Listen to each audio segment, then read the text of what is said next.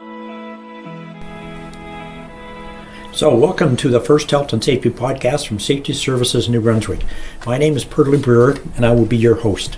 The idea for a Health and Safety podcast came to life over the last month, with the intent being to provide a forum for both showcasing and educating New Brunswickers on workplace health and safety. Why a podcast? Well, today individuals are turning more and more to different platforms to get their information. As New Brunswickers, we all know we drive a lot to get to and from work, to attend meetings, to meet with clients, and so on. Podcasts allow our listeners to tune into a podcast and to make good use of otherwise wasted time. Our goal is to provide a podcast with both speakers and content that would be of interest to all health and safety practitioners and organizations in New Brunswick. In essence, we are a health and safety podcast for the New Brunswick health and safety community. As such, on a bi-weekly basis, we will download a new podcast featuring health and safety professionals, as well as other health and safety guests, such as injured workers, family members of workers who have died on the job. We will provide to you, throughout our podcast, an email address, which is, by the way, podcast@ssnb.ca, where you can reach us. We would also appreciate your feedback, as well as your ideas for future podcast guests. Over the next year, we want to feature speakers not only from Safety Services, but also from WorkSafe NB, the New Brunswick Construction Safety Association, the New Brunswick Continuing Care Association, from the public and private sectors, as well as municipalities. So we want to feature everyone on our broadcast. So today, without further ado, as they would say, I'd like to introduce today's podcast guest, Bill Walker, who is President and CEO of Safety Services New Brunswick. Welcome, Bill. Thank you, Burley. So, Bill, you and I have had a chance to talk informally over the last couple of weeks to, give me a chance to get to know a little bit about you. And from our conversations, I sense that health and safety has been a big part of your life, even from a very early age. Why don't you tell us about your background in health and safety? Sure, Pearly. Well, I started with Safety Services New Brunswick in 2000, so I've been here about 22 years now, and I started off as the Director of Operations and took over as the President CEO in 2009. But I've been passionate about safety from a very young age. I don't know what it is about it. My parents even always told me that I just seem to have a real interest and aptitude for safety.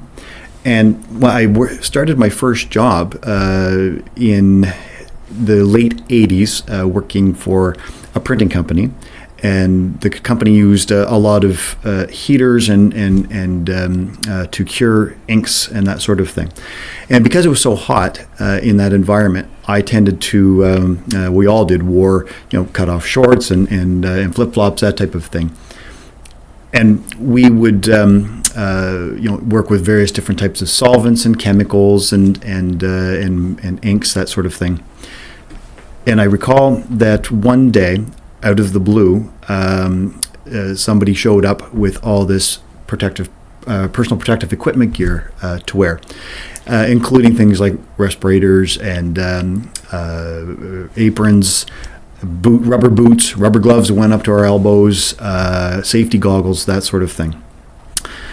And it was sort of an instant change, and we wondered what changed overnight that we were working with all these different tools without this sort of thing, and now all of a sudden we had to wear this equipment. Of course, what happened was that was around the time that Joint Health and Safety Committee training started to become a big thing. Organizations were having to get involved in that sort of thing. So I kind of had my first exposure at that point. I also had an opportunity to work in the construction industry when I was younger as well too. We did install of large windows in on the 10th floors of hospitals around the province, that sort of thing. And so I certainly developed an appreciation for working with fall arrest equipment and that sort of thing. Yeah, I was going to ask, would they have been using any sort of fall protection back then? There was, but it's certainly nothing like it is today. And what's so interesting was the culture. Back then, it was almost considered to be uncool to use the safety equipment. Okay. And and I actually even recall, even being as safety conscious as I am, being readily aware that equipment was often sitting in the corner and not being used. And I had a couple of close calls myself too, where you realized how important that equipment is when you start to feel that sensation like you're going to be going out the window. So, when you experience it firsthand, you develop a real strong appreciation for the importance of occupational health and safety, legislation, and for all the various different trainings and certifications that go along with that. Okay. Now, safety services today as we know it, why don't you give us a bit of a history lesson from a point of view of, I think a lot of people would refer to instead of safety services as the NB Safety Council. And when, of course, you talk about the NB Safety Council, you're talking about Gladys Beatty, of course, a big part of the old NB Safety Council.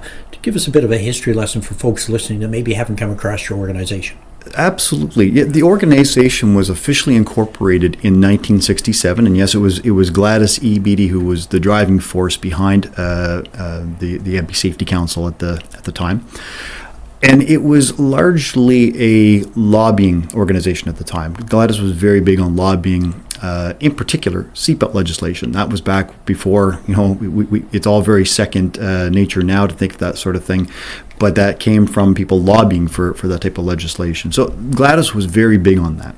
And that evolved into, more things as time went on. I mean, there was community safety type stuff as well too, like bicycle safety and programs for kids. There was a high school seminar on safety that we used to have, where we would bring high school students from across the province, and for a weekend of health and safety and just general safety topics sort of thing.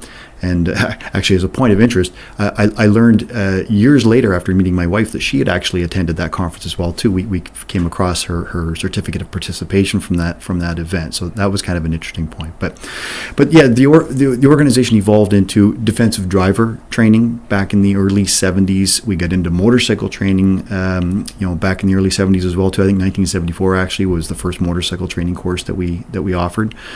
And in addition to that, we've also offered an annual health and safety conference as well too, that started way back in that day.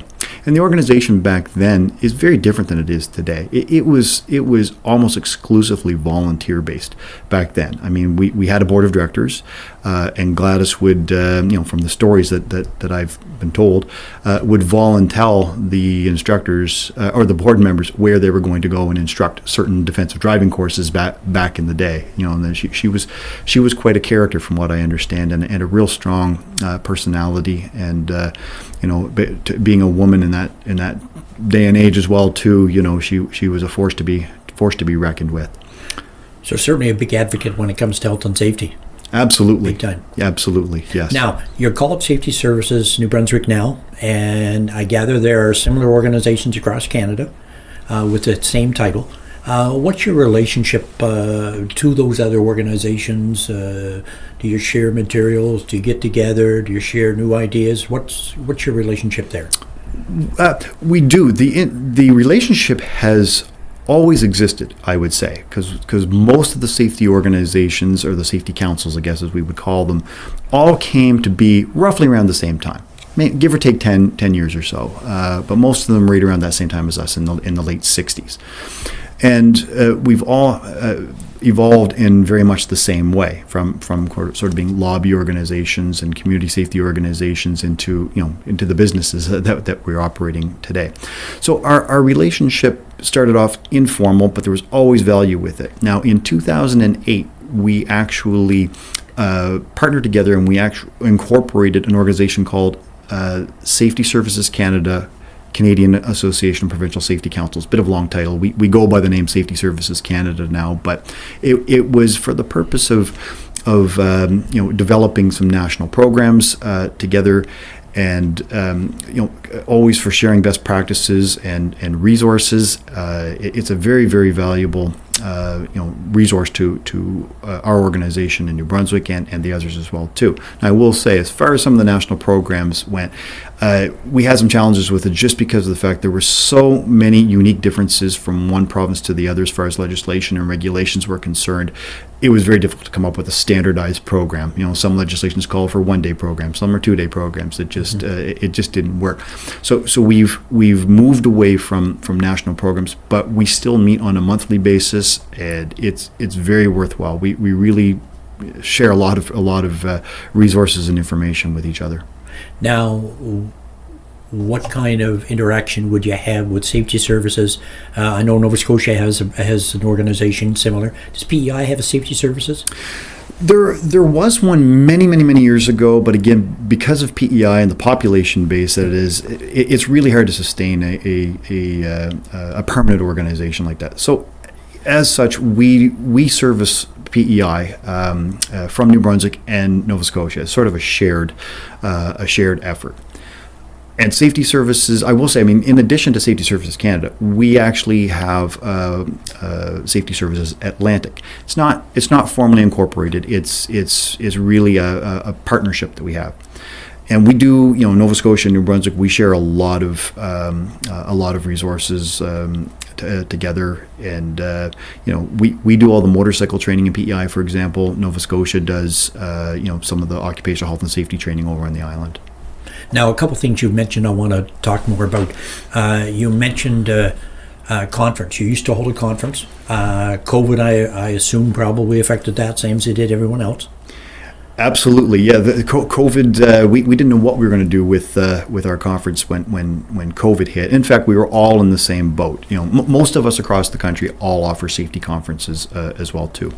So we partnered actually with our Atlantic counterparts to deliver an Atlantic virtual safety conference in 2021. So that would have been the first. I guess it would have been our 47th conference that we would have offered in New Brunswick, but our first annual Atlantic Safety Conference. And it was a strictly virtual event, and we're very pleased that we were able to offer that event because you couldn't get together in person, but it did sort of check the box, and we had some worthwhile sessions. It is challenging to try to deliver an event that way. And in 2022, this year, we held the second annual Atlantic Health and Safety Conference, and this time it was a blended event. So it was in person and the option for virtual. And again, everybody was just so happy to get back together again in person, and there's just really no comparison between the two platforms when trying to deliver a safety conference. So we had a successful event, and I will say we actually have plans already underway for our 2023 conference. This will be our third annual conference, and it's going to take place at the Westin, Nova Scotia in Halifax. It's going to be a 3-day event from March the 29th to March the 31st. We're expecting upwards of about 400 delegates this year at the conference. There's a trade show. Additionally, it's going to be a great event. I mean, we already have our keynote speakers planned. We've got Patrick Ledwell. I'm not sure if you know that name, but Patrick is a well-known comedian. He's been on CBC. He's from PEI. This will be the 4th year that he's been the MC for this particular event, and he's just outstanding. He's hilarious. Everybody loves him, and he'll be very good. And we also have Stuart Knight, who's a highly sought-after motivational speaker who's been on Dragon's Den, and he's going to be presenting on more human, more often, connecting after the pandemic. And we have a lady by the name of Tina Varugis speaking on cultural diversity, 50 Shades of Beige, communicating with the cross-cultural advantage. Very interesting. Yeah. And I should mention too, and Pearlie, I'm sure you're going to be speaking at the conferences as well too. I know your presentation on Let Me Tell You a Story is going to share some techniques on how to make health and safety training interesting. So, or entertaining. Sorry, not interesting. It's all interesting, but to some people it is, some it isn't. Yeah, exactly. Oh, that's certainly good. You also mentioned a moment ago your board of directors. Who's on your board of directors?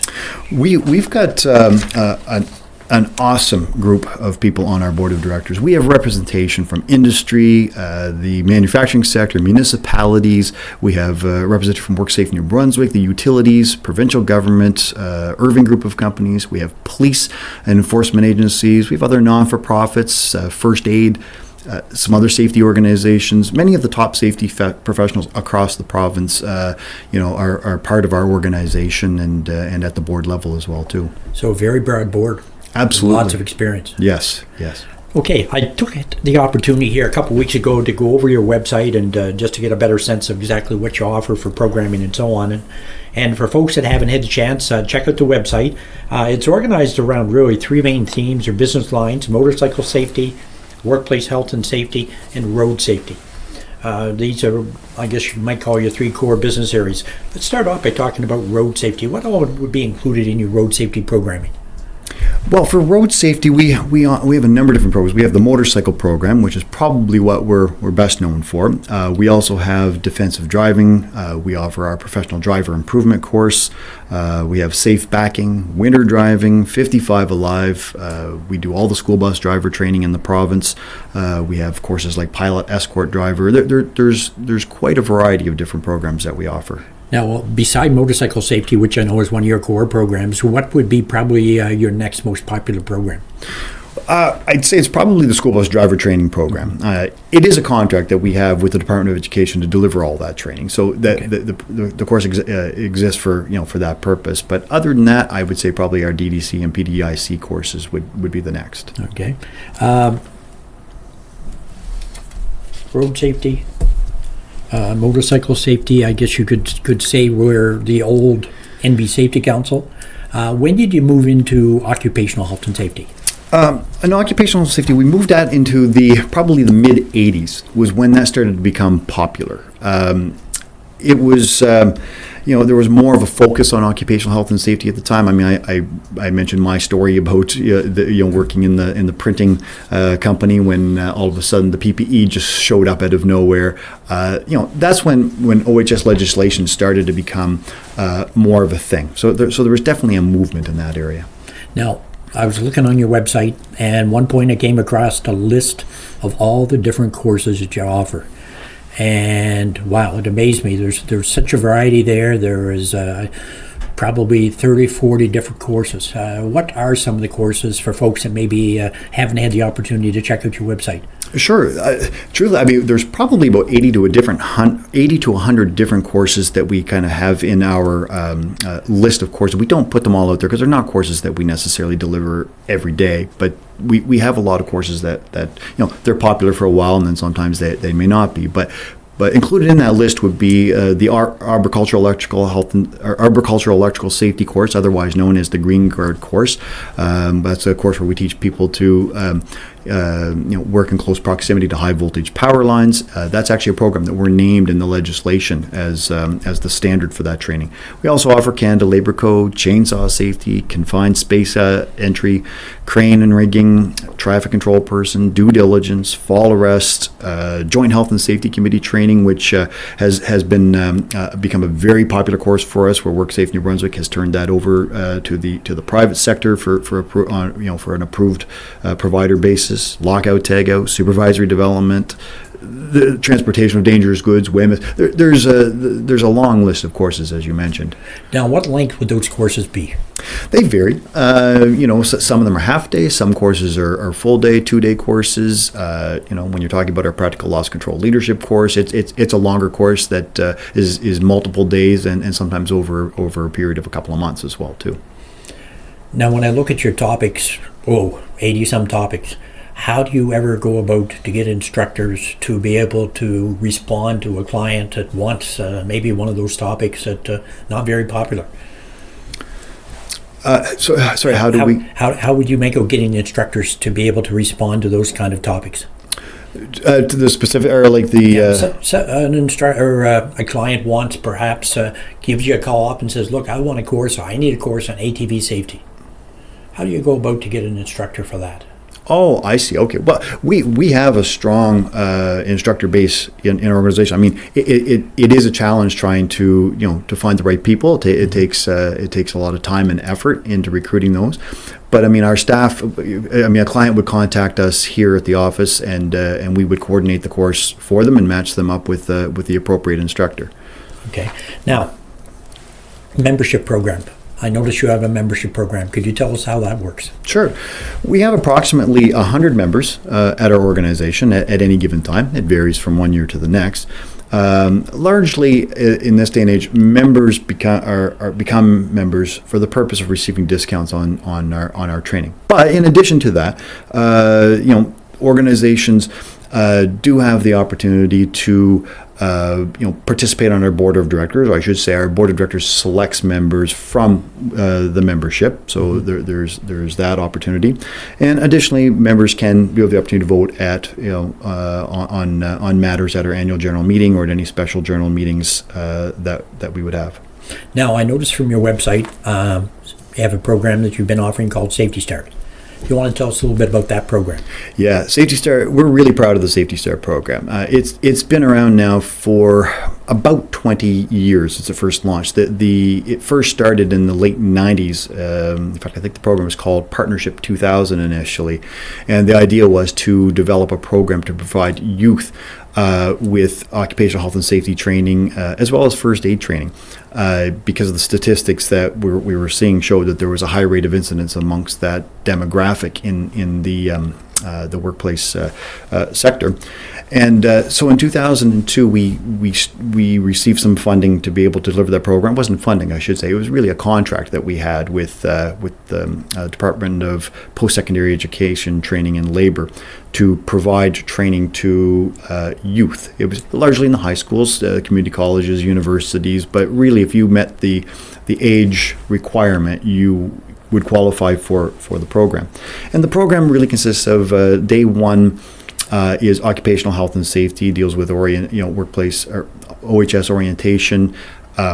It also addresses rights and responsibilities of the worker in the workplace, WMIS, that sort of thing. It touches on those things in one day. And the second and third day are workplace standard first aid. It's evolved into the workplace standard first aid. Originally, it was just emergency first aid. So it's really a valuable program that exists today.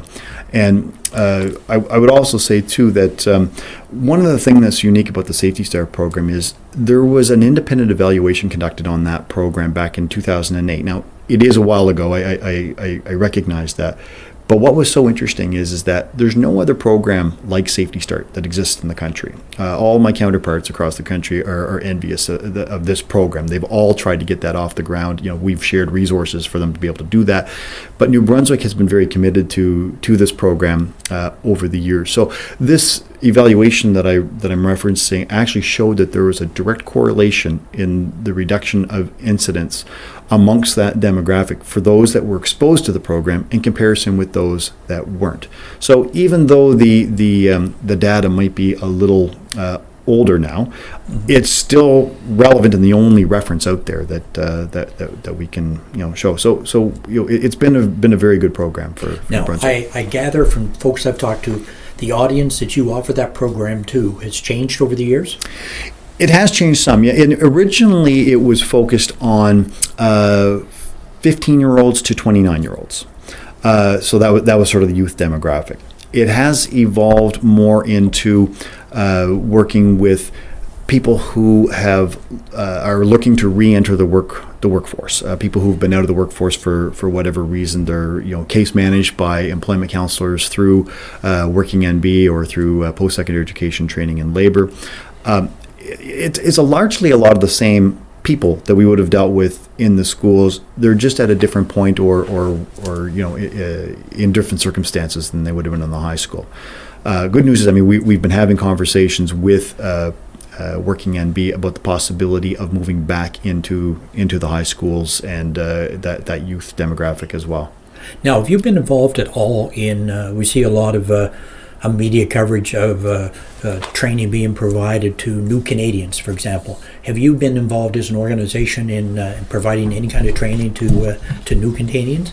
Absolutely, on a number of levels. First, they tend to be regular clients at the Safety Start programs to begin with.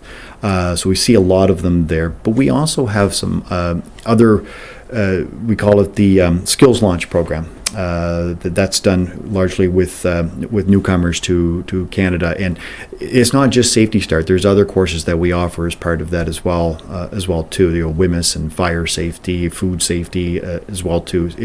There's a lot of really great things happening. As an organization, what would you consider your biggest strength? I'd have to say the biggest strength for the organization would be our people. It's our instructors and our staff and our board. And ultimately, I'd have to say our instructors are the face of the organization. These are the experts that we have that work with us to deliver the programs and services that we have. Not only do they have the expertise, but they are the ones that have the relationships with the clients and stand in front of the classroom with the clients. And we're very fortunate to have them. And when we recruit instructors as well too, because we talked a little bit about that earlier. That's been a big challenge for us as well too, in terms of finding the right people. And they tend to be people who are highly experienced. They've had a long career and many certifications, lots of training that they've had during their career that they can use to deliver our programs and services. And guys like you, Pearlie, that have long careers working with WorkSafe New Brunswick and lots of expertise to share with our clients. We also have guys like Bob Terrio, who was a 30+ year member with the RCMP. He was the staff sergeant in charge of traffic services for J Division for all of the province. This is a genuine traffic expert that we have on our team. He also owned and operated his own successful driving school. We have guys like Pierre Saint-Arnaud, who worked with Department of Labor for his whole career and delivers many of the programs that we have. We have Jerry Green from City of St. John, who was a CRSP and was a captain with the City of St. John Fire Department for many years. So it's our instructors that really make a big difference. So you mentioned you have a long career.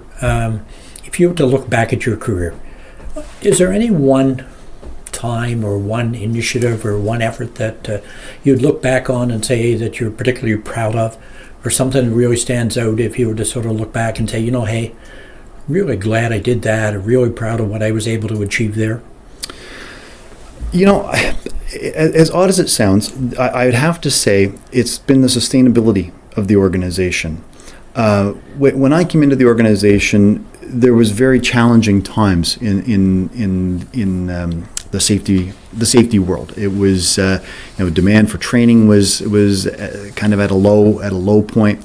There was a lot of challenges to try to keep the organization afloat, but it also ties into the people that we have here. I mean, as we've said, our biggest strengths are our people. And we've been very fortunate with our staff. We've always prided ourselves in the fact that we had long-term staff. I mean, there was a point when we had almost the majority of our staff were 10+ year employees. And even today, myself and our director of administration and motorcycle safety have been here for 20 years. And beyond that, we have other staff that have been here for a long time as well too.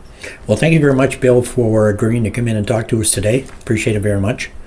As we wind down today's podcast, I want to introduce a regular feature to our podcast that we'll have on all our podcasts in the future, and it's called Did You Know? An opportunity to share something interesting with our audience.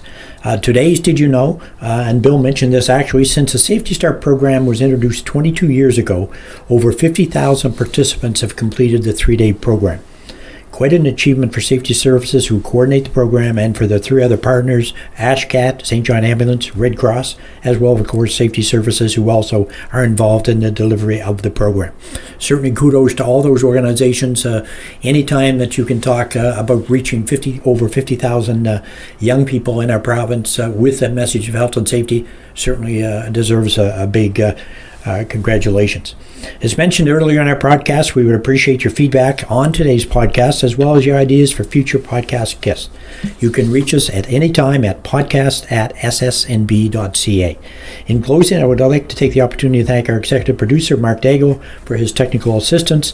As they say, all the hard work goes on behind the scenes. Stay safe, and we'll see you in 2 weeks' time.